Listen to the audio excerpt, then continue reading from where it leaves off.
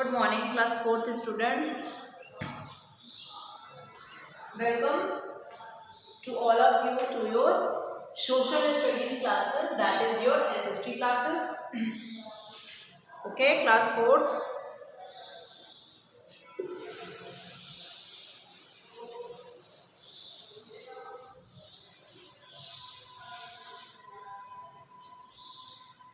चलो आज हम लोग क्या पढ़ेंगे एसएसटी में?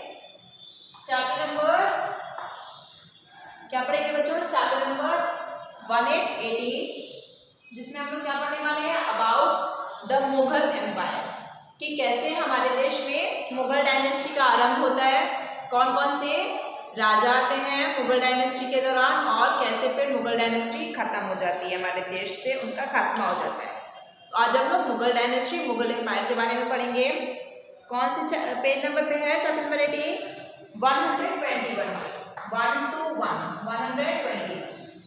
सारे बच्चे 121 बुक ओपन कर लें, पेज नंबर 121 ओपन कर लें बुक में, हिस्ट्री में। चलो पेंसिल लेके बैठेंगे सब लोग, ताकि कुछ अंडरलाइन करने के लिए हो तो अंडरलाइन कर लें। चलो so let's start with this chapter. चलो in the 15th century the political condition of India deteriorated। तो देखिए 15वीं शताब्दी में क्या हुआ, जो पॉलिटिकल जो सिचुएशन था भारत का, वो क्या हो गया? खराब हो गया, बद से बदतर हो गया। There was no powerful kingdom in northern India। कोई भी पावरफुल किंगडम नॉर्दर्न इंडिया में नहीं था, कोई भी ऐसा किंग जो पूरे भारत पे राज कर सके, कोई भी ऐसा नहीं था। The last ruling dynasty was that of the Lodhis, who were not very powerful। जो लास्ट रूलिंग डायनेस्टी थी, जो रूल कर रही थी, वो किसकी थी? लोधी डायनेस्टी थी, जो कि बहुत ज़्यादा पावरफुल नहीं थी, बहुत ही ज़्यादा वीक भी नहीं थी, लेकिन बहुत ज़्यादा पावरफुल नहीं थी, जो कि भारत पर कब्जा जमा सके, अच्छे से रूल कर सके। Such a situation invited invasions from the north-western borders of India। अब नॉर्थ वेस्टर्न बॉर्डर्स जो भारत के थे, वहाँ से इन्वेजन्स आने लगे, वहाँ से लोगों ने धावा बोल दिया भारत पे। Babur's invasion and subsequent conquests laid the foundation of the Mughal Empire on Indian soil। अब बाबर ने क्या किया? इन्वेज किया भारत भारत आया वो, और भारत पे उसने कब्जा जमाना शुरू कर दिया, और फिर उसके नीचे जो लोग आते गए, उसके जो भी बेटे थे, फिर उसके नाती पोता है ना, वो सब ने मुगल एम्पायर, भारत के मिट्टी पर उन्होंने मुगल एम्पायर को खड़ा किया और यहाँ पे राज किया। तो चलो सबसे पहले कौन आया मुगल एम्पायर में? बाबर। सबसे पहले कौन आएगा? बाबर।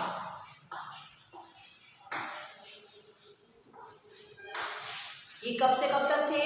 1526 में आए थे ये, 1526 BC में, और कब तक थे? 1530।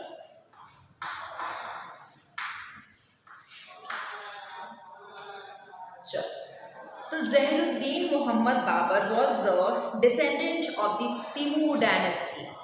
He inherited the small state of Farghana in 1494 CE in order to expand his empire and to strengthen his position in Central Asia.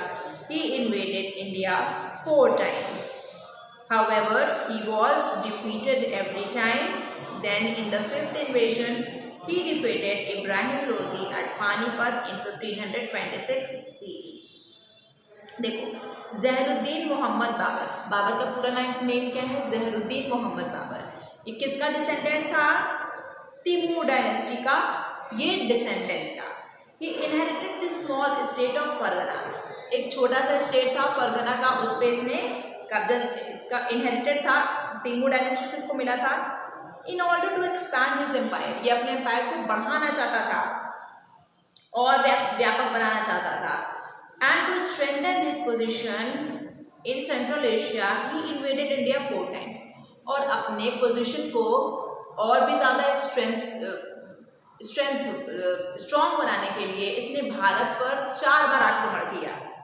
But he was defeated every time, लेकिन चारों बार ही क्या हुआ? हार गया। Then in the 5th invasion he defeated Ibrahim Lodi. फिर इसने 5वीं बार भारत पर आक्रमण किया और इसने इब्राहिम लोदी को उस लड़ाई में हरा दिया, जो कि पानीपत में जो कि लड़ाई हुई थी। और इसी युद्ध को हम लोग फर्स्ट बैटल ऑफ पानीपत भी बोलते हैं। ठीक है, ये कब हुई थी? 1526 में। तो ये याद होना चाहिए आपको, इसको अंडरलाइन कर लीजिएगा।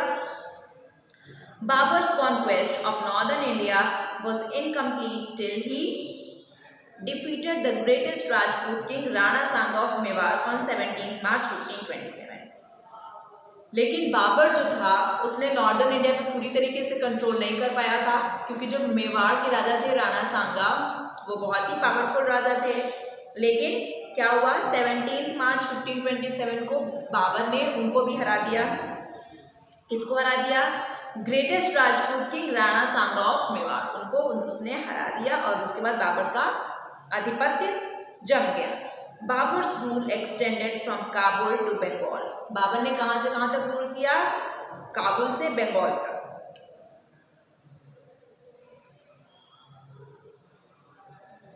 लेकिन बाबर को अपने जीत का जश्न मनाने को ज़्यादा समय उसको नहीं मिला, क्योंकि उसकी मौत हो गई 1530 में ही। 1526 में उसने भारत पर आक्रमण किया और भारत पर अपना कब्जा जमाया। ठीक है, लेकिन उसको सुख का उसको चीज़ों को उसको अच्छे से वो नहीं जी पाया ना, पहले ही मर जाता है। 1530 में आगरा में वो मर जाता है और उसका सब सुख संसाधन रखा रह जाता है। चलो, फेस द फैक्ट में क्या है? Babur was a wise man who loved poetry, gardening and books. Babur क्या था? एक बहुत ही चालाक व्यक्ति था, जिसको क्या क्या पसंद था? पोएट्री, उसको कविता बहुत पसंद थी, गार्डनिंग उसको बहुत पसंद था और किताबें बहुत पसंद थी।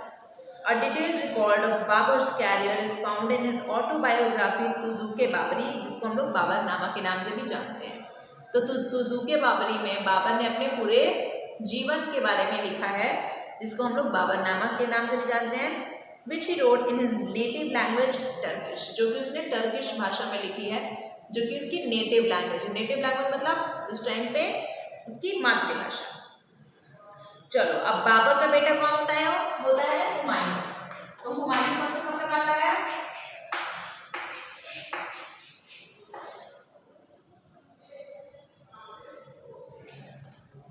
देखो, ये दो बार आते हैं, 1530 टू 1540।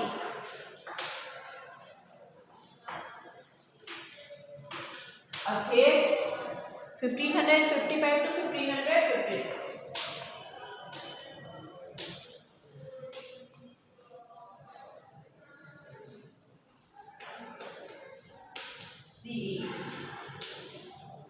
देखो, अब हुमायूं के बारे में पढ़ते हैं कि हुमायूं किस प्रकार के राजा थे, कौन थे और इन्होंने कैसे रूल किया। चलो, Babur's eldest son Nasiruddin Mohammad Humayun succeeded him as the king. अब बाबर की मृत्यु कब हो गई? 1530 में उनकी डेथ हो जाती है। तो इसके बाद इनका जो सबसे बड़ा बेटा है हुमायूं, वो क्या संभालता है? राजगद्दी। हुमायूं का पूरा नाम क्या था? Naseeruddin Mohammad Humayun. He married Hamida Begum. Humayun had to face many problems। इनका विवाह कर दिया गया हमीदा बेगम के साथ, लेकिन हुमायूं को बहुत सारी डिफिकल्टीज को सामना करना पड़ा। He had inherited a vast empire, but there was no proper administration। इन्होंने इनहेरिट किया था अपने पिताजी की दी गई बहुत ही वास्ट एम्पायर, बहुत ज़्यादा उन्होंने बड़ी एक एम्पायर डायनेस्टी छोड़ रखी थी बाबर ने हुमायूं के लिए, लेकिन उसमें कोई भी एडमिनिस्ट्रेशन प्रॉपरली नहीं था, उसका संचालन प्रॉपर वे में नहीं हो पा रहा था। The empire was not economically strong. Empire जो था उसके पास बहुत ज़्यादा पैसा नहीं था। The strongest challenge to Humayun came from the Afghan leader Sher Shah Suri. जो सबसे भारी इनके लिए जो समस्या खड़ी हुई उस दौरान, वो क्या था?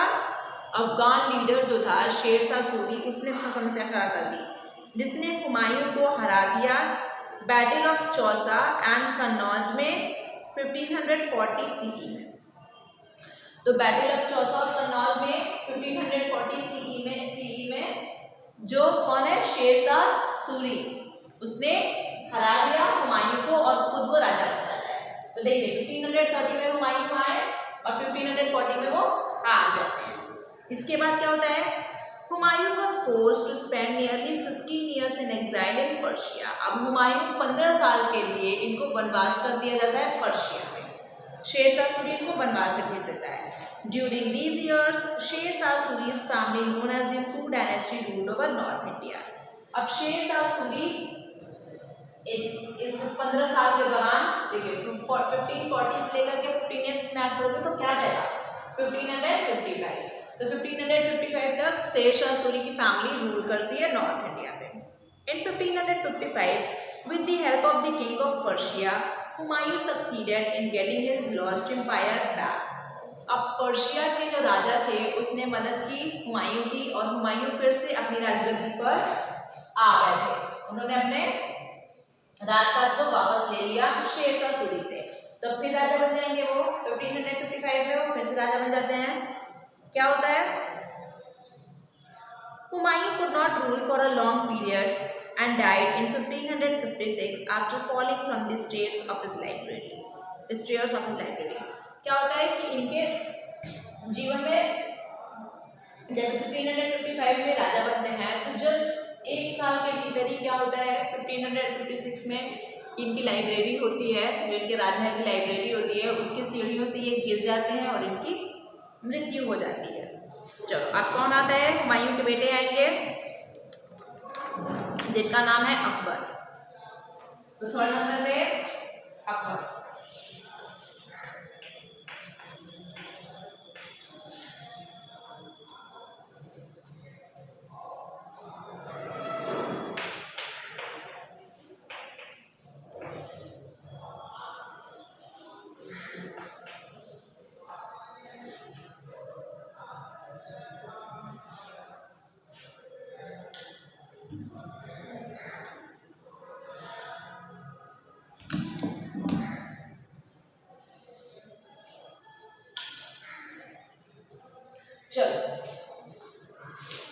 When Humayun died, his son Jalaluddin Muhammad Akbar was only 13 years old. He succeeded his father at a very young age. Until he was able to look after the affairs of his kingdom, his general Bairam Khan took over and became his regent in 1556.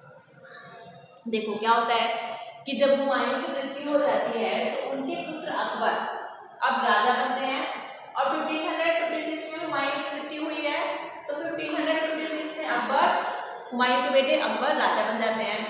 लेकिन जब हुमायूं की मृत्यु होती है तो अकबर केवल और केवल 13 साल के होते हैं, है ना, 13 ईयर्स ओल्ड होते हैं। तो 13 ईयर्स ओल्ड कोई भी बच्चा है ना, बड़ा तो है नहीं, उसको इतना ज़्यादा सोचने समझने की उसके अंदर ताकत नहीं है। तो क्या होता है उनके साथ एक सोल्जर होते हैं बैरम खान, रेजेंट के नाम से उनको हम लोग जानते हैं। और वो बैरम खान जो होते हैं वो अकबर को हर चीज़ में सलाह मशवरा करते हैं कि आप राजगद्दी पर तो बैठ जाइए, आप राजा बन जाइए, लेकिन मेरे सलाह मशवरे से आप इस अपने राजकाज को चलाइए। चलो तो क्या होता है In 1556, Bairam Khan defeated Hemu at Panipat and secured the throne for Akbar. देखो 1556 में जब अकबर राजा बनते हैं तो क्या होता है बैरम खान हेमू को हराता है। ठीक है, राजा हेमू को हरा करके बैरम खान पानीपत पर कब्जा जमा लेता है और अकबर के लिए राजगद्दी को बनाए रखता है। 4 years later, Akbar took the reign of his kingdom in his hand. 4 साल बाद जब अकबर 17 साल के हो जाते हैं तो उन्होंने अपने हाथों में सब कुछ ले लेते हैं वो, और वो क्या करने लगते हैं, वो फिर राजपाट संभालने लगते हैं। He decided to extend his empire beyond Delhi and Agra. उन्होंने ये सोचते हैं कि मुझे सिर्फ और सिर्फ दिल्ली और आगरा तक ही अपनी सरकार को नहीं बना के रखना है, इसके आगे भी मुझे बढ़ना है। He captured Malwa and Gondwana and won the forts of Ajmer, Gwalior और जौनपुर। तो उन्होंने क्या किस चीज़ों पर कब्जा जमाया, मालवा और गोंडवाना पे, और अजमेर, ग्वालियर और जौनपुर पे भी उनका कब्जा जम जाता है। Gradually, he succeeded in extending his rule to Gujarat, Bengal, Kashmir, Sindh, Orissa, खंडेश और parts of Central India। तो यहाँ पे भी वो अपना राजपाट वहाँ पे भी उन्होंने जमा लिया। इंटेलेक्चुअल स्टिमुलेशन में देखिए क्या लिखा है, the battle of Haldi Ghati was fought between a Rajput king and Akbar, find out the name of the Rajput king. तो जो बैटल ऑफ हल्दी घाटी का जो युद्ध लड़ा गया था वो अकबर और एक राजपूत राजा के बीच में लड़ा गया था। तो इसका नाम आप लोग बता करके मुझे इस वीडियो के नीचे कमेंट करोगे कि किसके इसके बीच में हल्दी घाटी का युद्ध लड़ा गया था। चलो, Akbar was a Mughal king but he believed in all the religions. देखो अकबर तो मेनली तो वो मुस्लिम किंग थे, लेकिन वो हर एक रिलीजन में बराबर का भरोसा रखते थे। He is ranked among the greatest rulers of all times. उनको सबसे भारी राजा होने का अधिकार मिलता है।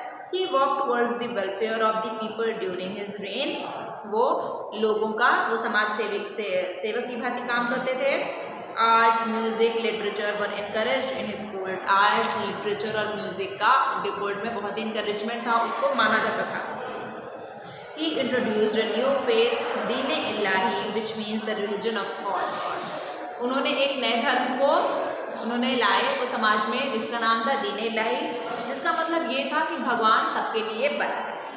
Akbar died in 1605। अब 1605 में अकबर की मृत्यु हो जाती है। He was buried in the tomb built in Sikandar near Agra. Agra के पास में सिकंदर है, उस टूम में वो जा करके बेचारे उनको मतलब उनकी मृत्यु हो जाती है तो उनको बलि कर दिया जाता है, गाड़ दिया जाता है, उनका कब्रिस्तान कब्र बन जाता है वहाँ पे। देखो फेस द फैक्ट में क्या लिखा है, तानसेन, अब्दुल रहीम खाने खान, बीरबल, टोडरमल, फैजी, मानसिंह, मुल्लादो प्याजा, फकीर अजीउद्दीन, अबुल फजल वर द 9 जेम्स और नवरत्नस एट अकबर्स कोर्ट। तो देखिए अकबर के दरबार में, राज दरबार में 9 जेम्स थे। 9 जेम्स मतलब कौन कौन, वो 9 ऐसे शख्स, 9 ऐसे लोग जो अपने अपने फील्ड में बहुत ही बड़े इंसान थे, बहुत ही उन्होंने अच्छा वो जानते थे अपने फील्ड के बारे में। उनका नेम क्या है, तानसेन जो थे वो म्यूज़िक बहुत अच्छा जानते थे। अब्दुल रहीम खाना, बीरबल तो बहुत ही इंटेलिजेंट पर्सन थे। टोडरमल, फैजी, मानसिंह, मुल्लादो प्याजा, फकीर अजियाउद्दीन, अबुल फजल, ये इनके 9 जेम्स थे, या फिर इनको हम लोग नवरत्न भी कहते हैं। चलो आज हम लोगों ने अकबर तक पढ़ लिया। अब जहांगीर, शाहजहां, औरंगजेब और कैसे फॉल हो जाता है मुगल एम्पायर का, इसको हम लोग next part of this chapter में पढ़ेंगे। Okay class 4th, thank you.